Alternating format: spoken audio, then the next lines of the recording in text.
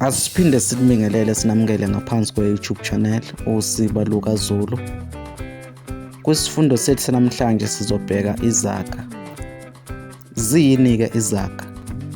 Izaga inkulumo ewumusho ophelele osethulela iqiniso elingeguquka esetshenziswa uma ngabe kunoma inkulumo. Izaga-ke zihluke ngani kwizisho? Njengoba sesichazile ukuthi izaga ziwumusho ophelele, ngakho ziyakwazi ukuzimela zakhe umusho, kanti izisho ziyibinzana lamagama. 2.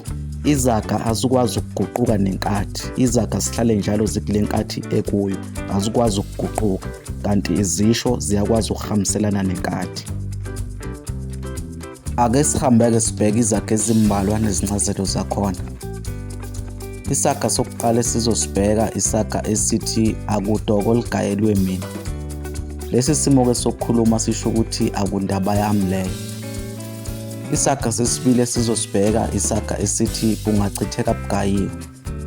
Lesi simo-ke sokukhuluma sisho ukuthi kungonakala uma ngabe izinto zingenzeki ngale ndlela umuntu asuke ehlele ngayo.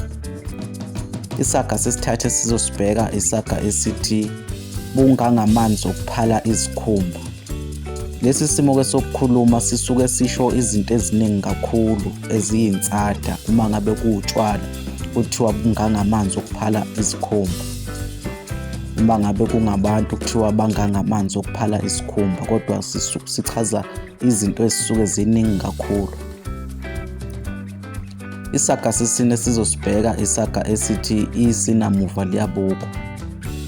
Lesi simo-ke sokukhuluma sisebenza uma ngabe kukhuthaza umuntu ukuthi naye isikhathi sakhe sizofika, izinto zakhe zizolunga, angajahi.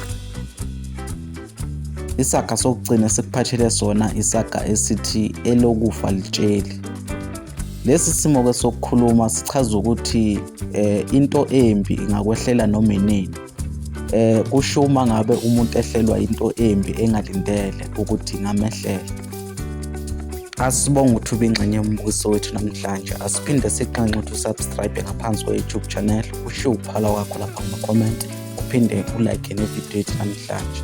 Kuze kube ngokuzayo, siyavalisa.